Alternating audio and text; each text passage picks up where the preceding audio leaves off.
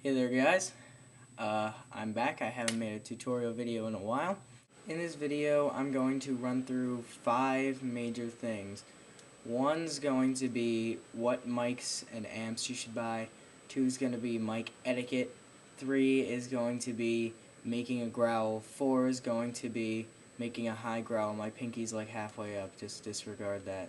And 5 is going to be diaphragm use. I remembered it. I just totally listed that in a random order. So I'm going to start off with making the growl. What you're going to start off doing is just a fast breath. Basically like as if you were whispering, but don't make words, just.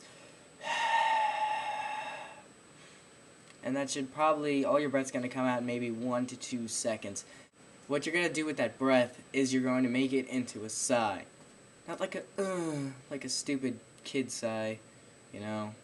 Don't be a bitch. You're going to make it into just a straight up, oh, I'm pissed off at you sigh. And you're just going to go.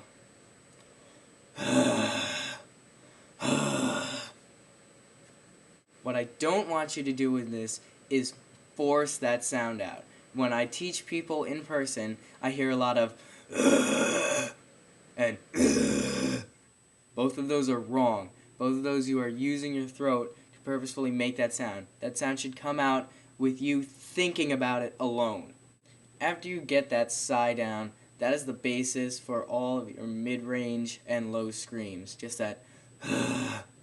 When you probably start out, it'll be airy, kind of like. It's kind of hard to do for me. But as you progress in time, as you practice, that sound will get more defined and you'll get a lot more tone. What I don't like to do in my videos is pretend that after you watch this 5-minute video that you're going to be screaming just straight up. It's not. It's a very difficult process. It's going to take a lot of practice. Once you have that breath down, all you have to do is be able to make that sound without the breathing at the beginning. You don't want to do every scream as because that's going to sound like crap. You want to be able to start your scream right at the beginning, just start off, and it's going to be a little airy. It's going to sound like, you know, soda burps. Like, you know. As long as you practice up with that, you get to more get more tone. Hear the tone. Don't think you heard the tone. High screams are technically the same exact thing as the mid-range and the low, but it feels very different. And if you try and make the high scream where you're feeling it in your throat, bad. No. It's going to sound like crap, number 1. Number 2, it's going to hurt you really bad. When you think of a high scream, you want to try and think of it, instead of the sound coming, I don't know if you can see my hand, instead of the sound coming from your throat and out, you want to think of it as if the sound is coming from your head. And you go on like that. Whoosh! It should feel kind of like the sound's coming from the roof of your mouth. You'll make the same sound as your mid-range, but you'll take it up there. Take it up to the ceiling, man. Okay, this next part's going to be loud, so turn your sound down, like, for a minute. And when you make this high scream, you have it bounce off the roof of your mouth, and it sounds kind of like, yo!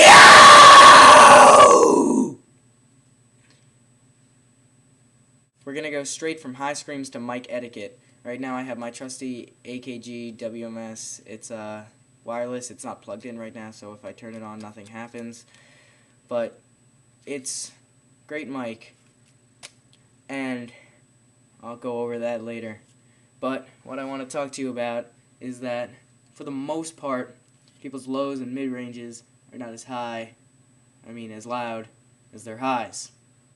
What you want to do when you're screaming, live, recording, anything, you will take your mic, and when you're doing a low, you'll find the place where that is, that's good for the sound. So let's say, I'll face this way so you can see better. Let's say, it's really loud, so I'm going to hold my mic out here when I do a low. What I want to do when I go high is move it this much away, you know, like an inch and a little. And so if I was like this for it, I'm simply going to keep my finger in the same place, but I'm going to move my hand away. See what I just did? It's a skillful move. I'm going to go into diaphragm. Your diaphragm is the muscle that is under your lungs that that allows them to expand and contract. When you breathe as a singer or a screamer, you're going to look at my stomach for a minute. Oh, look at it. It's bring me the horizon. Yay. Anyway, when you breathe as a singer or a screamer, your stomach should move in and out, not your chest. Your chest should stay in the same spot.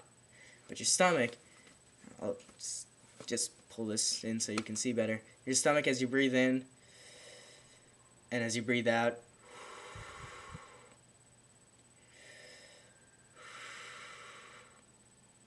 now, when you scream or sing, either one, you should fill up your stomach with air. It's like a balloon.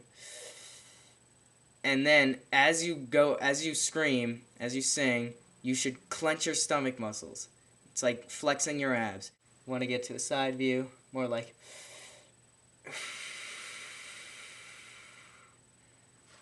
Real simple. It's like breathing, but in your stomach. Last but not least is the mics you should buy. I get this question all the time. My personal favorite is the Shure SM58 wireless. It's great quality. It's a wireless, which I love because I love to jump around on stage and stuff. And it's a Shure. You can't go wrong. For practice, I usually use a Shure wired. In a pinch, I will use my AKG for either a show or a practice. It's a great little mic. It's actually got some nice sound to it. If you don't have enough money for a wireless or an SM58, which is basically it's a really high quality mic and it's like $200, you can go to its little brother, the Shure PG58. It's still pretty good. It's got a larger mic head, which I don't really like, but the sound quality is fine. It's a good mic. Before I go, just want to say my band's playing a show at Starland Ballroom November 22nd. We'll be with a few locals. We'll be with some guys from DC. You should come check us out. Yeah, Sayreville, New Jersey, Starland Ballroom.